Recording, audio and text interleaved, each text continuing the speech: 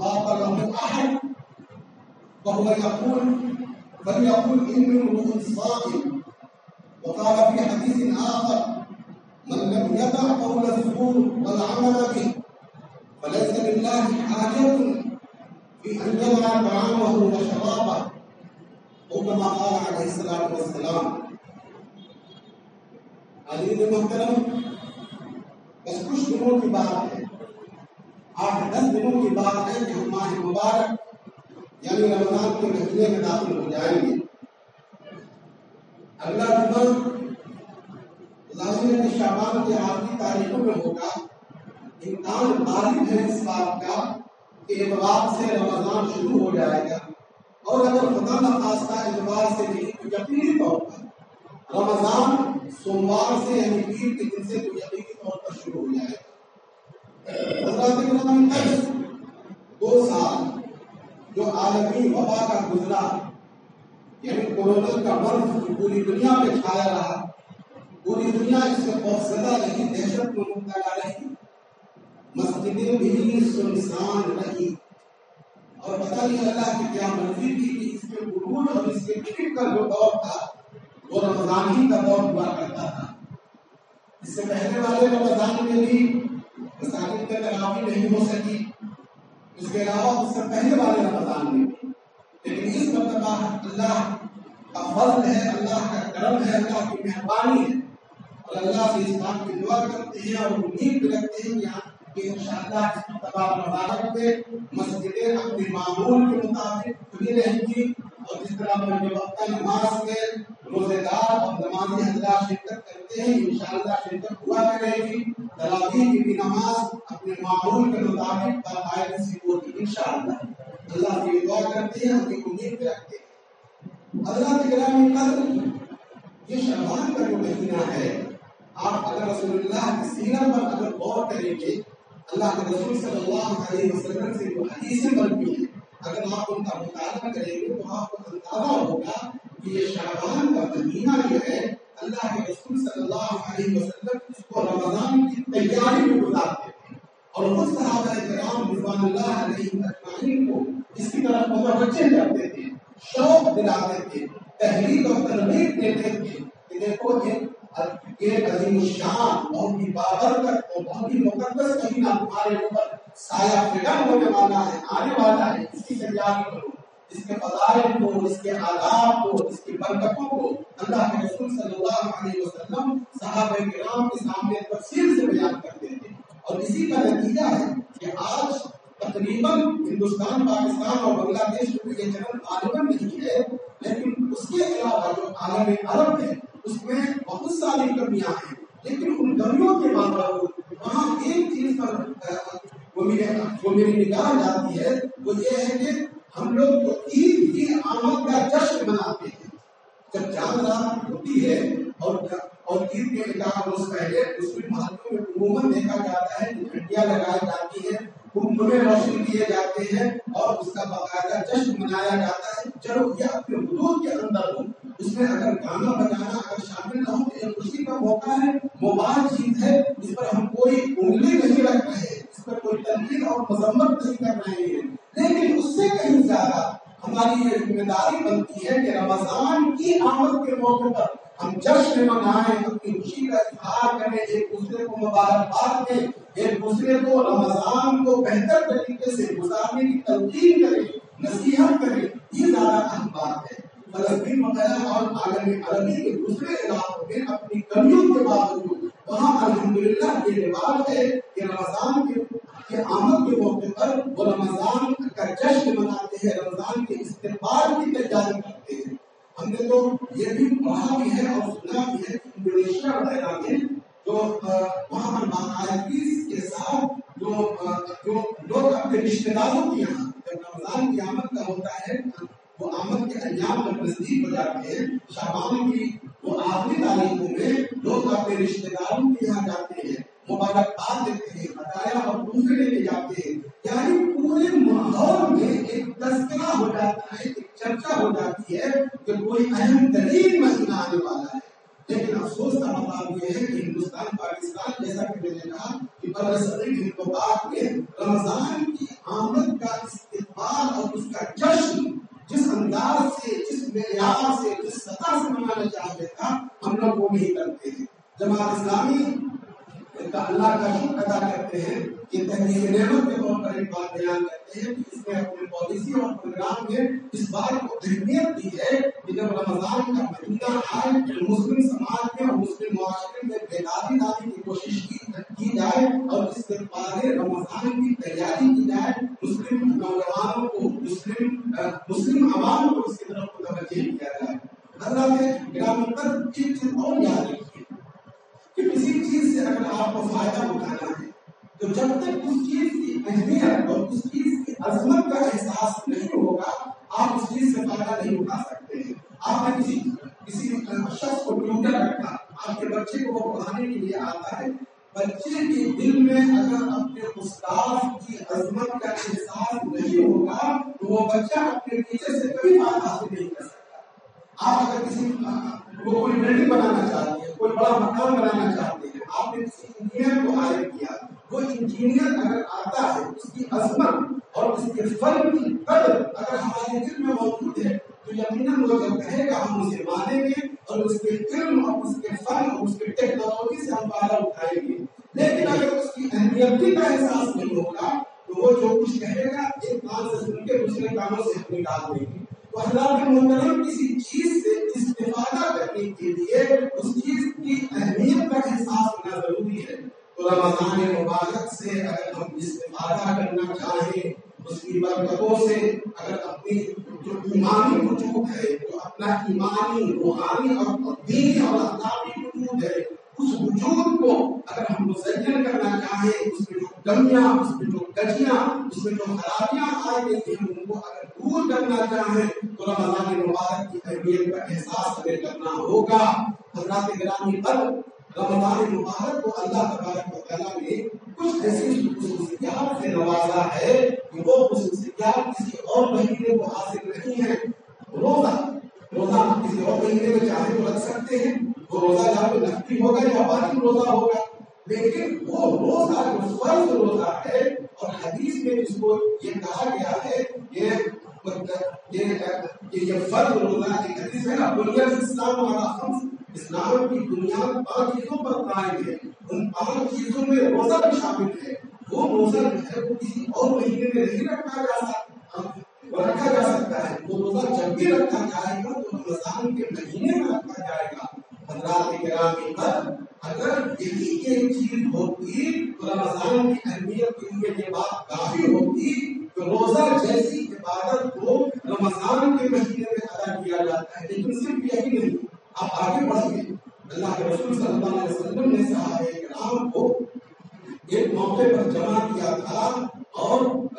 رمضان کی اہمیت کا تذکرہ کرتے ہوئے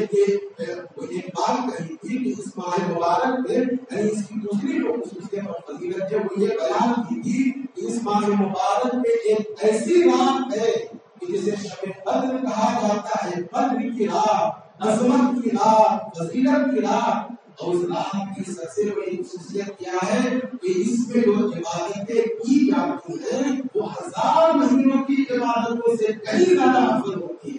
اللہ کے گرامی، ایک رات کی عبادت اور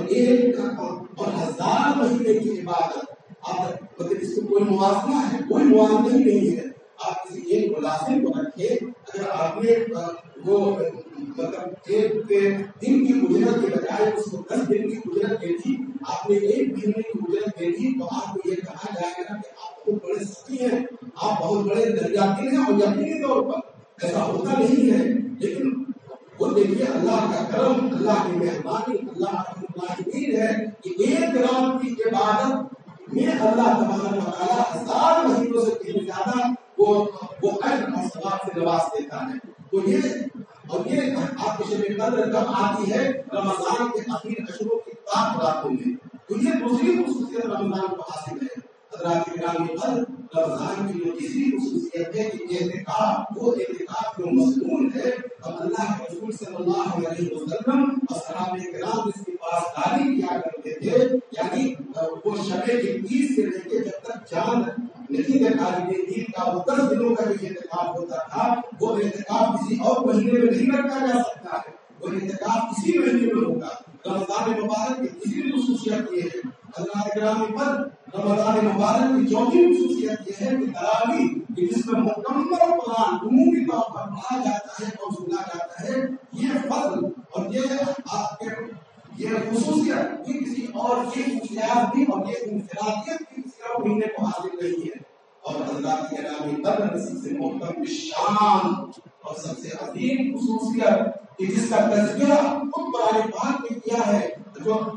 اور جو آیت کریمہ میں نے پڑھی وہ کیا ہے کہ قرآن پاک کا نزول بھی اسی مہینے میں ہوا ہے۔ شہر رمضان الذی انزل فیہ القرآن ہدی للناس، یہ رمضان کا مہینہ ہے کہ جس میں قرآن پاک نازل کیا گیا کہ ہدی للناس، یہ پوری دنیا کے لیے ہدایت کا ذریعہ ہے۔ وبینات من الہدی، اور اس میں ہدایت کی واضح اور روشن نشانیاں، اس کے روشن دلائل موجود ہیں۔ والفرقان، اور یہ کتاب حق و باطل کے درمیان امتیاز کرنے والی ہے۔ جو اس کی تعلیمات و ہدایات پر عمل کرے وہ حق پر ہوگا، جو اس کتاب کی تعلیمات و ہدایات کی مخالفت کرے یقینی طور پر وہ ضلالت پر ہوگا۔ اور پھر اس کے بعد اللہ نے کیا کہا، فَمَنْ شَهِدَ مِنْكُمُ الشَّهْرَ فَلْيَصُمْ، اب جو کوئی اس مہینے کو پائے تو اس میں روزہ رکھے۔ یعنی بین السطور بٹوین دی لائن سے یہ اندازہ ہوتا ہے حضرات کرام کہ یہ روزہ جو ہے یہ نزول قرآن کے دوپہر اور اس کی برکت کا نتیجہ ہے۔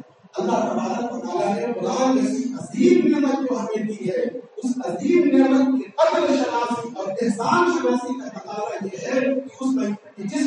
مہینے میں قرآن پاک نازل ہوا اس مہینے میں روزہ رکھا جائے۔ حضرات کرام قدر یہ 5 خصوصیت، اس کے علاوہ اور بھی بہت ساری خصوصیتیں ہیں، اس کا میں ذکر نہیں کر پا رہا ہوں، وقت کم ہے، لیکن یہ 5 خصوصیتیں ایسی ہیں جو رمضان کو عظیم تر بناتی ہیں۔ حضرات کرام قدر یہ جو آخری جو خصوصیت میں نے بتائی کہ قرآن پاک کا نزول اسی مہینے میں ہوا، آج بھی آپ دیکھیں گے کہ پورے عالم اسلام میں اس گئے گزرے ماحول میں بھی مسلمانوں کا ایک تعلق قرآن پاک سے بن جاتا ہے، قائم ہو جاتا ہے۔ حالانکہ جو معیار مطلوب ہے اس سے تو ہم یقینی طور پر بہت پیچھے ہیں، لیکن رمضان کی برکت ہے اور رمضان میں اللہ تبارک و تعالیٰ کا جو فضل اور اس کے کرم کا جو نزول ہوتا ہے اس کا نتیجہ یہ ہے کہ کچھ نہ کچھ ایک تعلق قرآن پاک کا بن جاتا ہے۔ ابھی ایک جگہ ہم شروع کرتے ہوئے میں نے ایک بات کہی تھی اور وہ بات پھر ہم بتا دیتے ہیں۔ یہ قرآن آپ ذرا ایک بات پر ذرا غور کیجیے، عربوں کا وجود تو بہت پہلے سے تھا۔ اللہ کے رسول صلی اللہ علیہ وسلم اور حضرت اسماعیل کے درمیان میرے خیال میں 1500 برسوں کا 1000 سال کا فاصلہ ہے۔ عرب موجود تھے اور ان کی نسل موجود تھی، لیکن آپ دیکھیں گے کہ اس پورے دور کے اندر ان کا کہیں کوئی نظام سلطنت نہیں تھا، ان کی اور ان کا کوئی تہذیبی نظام نہیں تھا، ان کا کوئی نظام انصاف نہیں تھا، تعلیم کا کوئی رواج نہیں تھا، کوئی بہت بڑی شخصیت، کوئی علمی شخصیت، کوئی فلسفیانہ شخصیت اس پورے دور میں کہیں پہ نظر نہیں آتی۔ اس کے بالمقابل یونان کو دیکھیے، مصر کو دیکھیے، خود ہندوستان کو دیکھیے، ایران وغیرہ کو دیکھیے، وہاں پر علم بھی تھا، فلسفہ بھی تھا، تہذیب بھی تھی، نظام تمدن بھی تھا، حکومت بھی تھی۔ لیکن آج یہاں بات ہے کہ اللہ کے رسول صلی اللہ علیہ وسلم بعثت ہوئی اور اللہ کے رسول نے اسلام کے پیغام کو عام کیا، اور اللہ کے رسول نے جب قرآن پاک صحابہ کرام کو پڑھ کر سنایا تو وہ قوم جو بالکل اجڑ تھی، گنوار تھی اور دنیا یہ بالکل حاشیے پر تھی، وہ قوم دنیا کی امام بن گئی، تہذیب و تمدن کی علمبردار بن گئی۔ یہ جو انقلاب برپا ہوا تھا، یہ انقلاب بنیادی طور پر قرآن پاک کی وجہ سے برپا ہوا تھا۔ حضرات گرامی قدر، لیکن ہمارا المیہ یہ ہے کہ ہم قرآن پاک کو اوپرن پڑھتے نہیں اور پڑھتے ہیں تو سمجھ کر کبھی پڑھنے کی کوشش نہیں کرتے۔ میں ایک مثال دیتا ہوں کہ خدا نخواستہ ہمارا کوئی عظیم اخبار میں اگر رہ جائے اور 10 سال 20 سال 25 سال کا عرصہ گزر جائے، اور آج کل تو موبائل اور فون کا زمانہ ہے، لیکن اپنے آپ کو اگر 30-40 سال پہلے آپ لے جائیے، اس زمانے میں صرف اور صرف وہ رابطے کی ایک چیز تھی، اور وہ چیز تھی وہ مطلب لیٹر وغیرہ آتے تھے۔ اس زمانے میں اگر 10 سال 15 سال کے بعد آپ کا کوئی عزیز لکھتا اور اتفاق سے وہ خط ایسی زبان میں ہوتا کہ جس سے آپ ناواقف ہوتے تو وہ خط آپ کو ملتا تو آپ چین سے بیٹھتے نہیں، آپ مسترد ہو جاتے، آپ پریشان ہو جاتے۔ پٹنہ شہر میں کسی دور دراز علاقے میں اس زبان کا جاننے والا ہوتا تو آپ جا کے وہاں خط کے مندرجات کو آپ پڑھواتے ہوئے عزیز نے کیا لکھا، پٹنہ میں نہیں بہار میں یا ہندوستان میں کہیں اس زبان کا جاننے والا ہوتا تو ہم وہاں پہنچنے کی کوشش کرتے اور یہ سمجھتے کہ آپ اس نے کیا لکھا، لیکن یہ اللہ کا کلام ہے، یہ ہمارے لیے ہدایت ہے اور پوری زندگی گزر جاتی ہے، 60 اور 70 سال کی عمریں گزر جاتی ہے اور لوگوں کو سورہ فاتحہ کا ترجمہ بھی پتہ نہیں کہ اللہ تبارک و تعالیٰ نے سورہ فاتحہ میں اور نماز میں جو چھوٹی چھوٹی صورتیں پڑھتے ہیں ہم لوگ اما پارا میں، ان کا ترجمہ کیا ہے، اس کا مفہوم کیا ہے، اس سے کیا ناشنا ہے۔ یہ ہمارے لیے بہت بڑا المیہ اور بہت بڑے افسوس اور دکھ کا مقام ہے، ہمیں اس پر توجہ دینی چاہیے۔ آپ تمام حضرات سے گزارش کرتے ہیں بلکہ مطالبہ کرتے ہیں کہ ہم یہاں پر ہمیں ایک سنکلپ میں ایک عہد کریں کہ انشاءاللہ اس مرتبہ رمضان مبارک میں قرآن پاک کو پڑھیں گے تو ترجمے کے ساتھ پڑھیں گے، کوشش یہ کریں کہ کم از کم ایک ختم قرآن مکمل ترجمے کے ساتھ پڑھ لیں تاکہ یہ ایک مجموعی طور پر ہمارے ذہن میں آتا ہے کہ اللہ تبارک و تعالیٰ ہم سے چاہتا ہے۔ حضرات کرام قدر، مختصر میں اب مسئلہ یہ ہے کہ رمضان کی تیاری کیسے کی جائے، رمضان کا استقبال کیسے کیا جائے۔ حضرات کرام قدر، دیکھیے آپ نے اس بات کو محسوس کیا ہوگا کہ آپ کو ہندوستان میں کھجور کا درخت کیوں نہیں لگتا اور سعودی عرب میں آپ آم کا درخت آپ اگر لگائیں تو وہاں یہ درخت کامیاب نہیں ہو سکتا۔ بنیادی طور پر مسئلہ ہم آہنگی کا ہے، اگر ہم آہنگی ہو آب و ہوا میں ماحول میں تو وہ چیزیں پھر پھلتی پھولتی ہے اور پلکتی ہے۔ رمضان مبارک میں آپ اگر داخل ہوتے ہیں اور ابھی سے آپ نے اس کی کوئی تیاری نہیں کی ہے تو چلیے کچھ نہ کچھ تو فرق ضرور محسوس ہوگا، لیکن آپ اگر رمضان کی تیاری خوب کرتے ہیں کہ رمضان میں جو عبادتیں کی جاتی ہیں ان عبادتوں کا معمول آپ ابھی سے بنا لیں تو یقینی طور پر رمضان میں آپ کو بہت بڑا فرق اور ایک انقلاب دکھائی دے گا آپ کی شخصیت میں۔ مثال کے طور پر وقت نماز کی پابندی کا معمول ابھی سے شروع کر دیں۔ اس کے علاوہ حضرات گرامی قدر کوشش یہ کریں کہ تہجد کی پابندی ابھی سے ہو جائے، بہت بڑا مسئلہ نہیں، 1-2 گھنٹہ پہلے اگر ہم سو جاتے ہیں اور کھانے میں تھوڑی سی کمی کر دیتے ہیں تو انشاءاللہ تہجد کے وقت اٹھنا بہت زیادہ مشکل نہیں ہے، ہماری چاہت اور ہمارا قصد ہونا چاہیے۔ اس کے علاوہ تیسری چیز ہے درود کی پابندی۔ درود انسان جب پڑھتا ہے اس کی شخصیت پر ایک روحانی اثر ہوتا ہے، انشاءاللہ اس روحانی اثر کے نتیجے میں اس کے اندر ایک روحانی باریکی اور روحانی پاکیزگی پیدا ہوتی ہے، اس کا معمول ابھی سے رکھیں۔ اور جو تیسری چیز ہے، جو چوتھی چیز ہے، حضرات محترم چیز یاد رکھیے، دعاؤں کے بغیر کچھ بھی حاصل نہیں ہوتا۔ دعا ہی ہے جو اللہ تبارک و تعالیٰ کی رحمت کو ہماری طرف متوجہ کرتی ہے، اور جتنی بھی عبادتیں کرتے ہیں، جتنے بھی نیک اعمال ہم کرتے ہیں وہ اللہ کی توفیق کے بغیر کبھی نہیں کر سکتے ہیں اور اللہ کی توفیق بغیر دعاؤں کے کبھی نہیں ملتی۔ اس لیے اپنی دعاؤں میں ایک دعا کا اضافہ لازمن کر دیجیے کہ اللہ تبارک و تعالیٰ ہم کو رمضان بہتر ڈھنگ سے گزارنے کی توفیق دے۔ یہ آپ اگر عمل کرتے ہیں انشاءاللہ وہ آپ کو خود محسوس ہوگا کہ جب رمضان میں داخل ہوں گے تو وہ ایک فرق کا احساس حضرات گرامی بہت ہوگا۔ اور صرف 2 حدیثوں کا ترجمہ، رمضان کی اہمیت کتنی ہے، اللہ کے رسول صلی اللہ علیہ وسلم نے ارشاد فرمایا کہ اس میں رمضان کا ایک روزہ بھی بغیر عذر شرعی کے یا مرض اور بیماری کے اگر چھوڑ دیا تو تمام عمر کو شخص اگر روزہ رکھے تب بھی اس کی تلافی نہیں ہو سکتی، اس کے برکات اور اس کے فوائد حاصل نہیں ہوتے۔ حدیث کے الفاظ ہے من افطر صوما من افطر یوما من رمضان، اس میں رمضان کا ایک بھی روزہ چھوڑا فلم یکفہ صوم الدہر کلہ، تو پورے زمانے تک اگر وہ روزہ رکھے، پوری عمر وہ روزہ رکھے کبھی اس کی تلافی نہیں ہو سکتی۔ اور روزہ خوروں کا انجام کیا ہے، ایک حدیث میں اللہ کے رسول صلی اللہ علیہ وسلم نے اپنا خواب بیان فرمایا صحابہ کرام سے، اور یاد رکھیے انبیاء کرام علیہ السلام کا خواب بھی جو ہوتا ہے وہ سچا ہوتا ہے۔ اللہ کے رسول نے ارشاد فرمایا کہ میں سو رہا تھا میں نے دیکھا کہ وہ آدمی یقینی طور پر وہ فرشتے ہوئے. میں نے یہ دیکھا کہ وہ فرشتے میرے پاس آئے، انہوں نے مجھے جگایا اور کہا کہ چلیے. میں ان کے ساتھ چلا. وہ لوگ مجھے ایک ایسے پہاڑ کے پاس لے گئے کہ جس پر چڑھنا بہت دشوار تھا. کچھ پہاڑیاں ایسی ہوتی ہیں کہ جن پر چڑھنا آسان ہوتا ہے، لیکن کچھ پہاڑ ایسے ہوتے ہیں جو بڑے ٹیڑھے میڑھے ہوتے ہیں جن پر چڑھنا بہت مشکل ہوتا ہے. انہوں نے کہا کہ یا رسول اللہ تشریف لے چلیں. اللہ کے رسول نے فرمایا کہ وہ بہت دشوار گزار پہاڑ ہے، میری سکت نہیں ہے کہ میں اس پر چڑھ سکوں. ان دونوں فرشتوں نے کہا کہ میں آپ کو سہارا دیتا ہوں، آپ چلیں. اللہ کے رسول ان کے سہارے سے چڑھے اوپر. جب اوپر پہنچے تو اللہ کے رسول نے بہت ہی وحشتناک خوفناک چیزیں سنی. رسول اللہ نے پوچھا کہ کس کی چیزیں ہیں؟ تو انہوں نے کہا کہ یہ اہل جہنم کی چیزیں ہیں. رسول اللہ کے اوپر آگے بڑھے. وہاں پر رسول اللہ نے ایک منظر دیکھا کہ کچھ لوگوں کو الٹا لٹکا دیا گیا، سر نیچے اور پیر اوپر، اور ان کے جبڑے پھاڑ دیے گئے، ان سے خون رس رہا ہے. اللہ کے رسول نے ان فرشتوں سے پوچھا یہ کون لوگ ہیں؟ ان فرشتوں نے جواب دیا کہ وہ لوگ ہیں جو رمضان میں روزہ پوری کرتے تھے، روزے نہیں رکھتے تھے.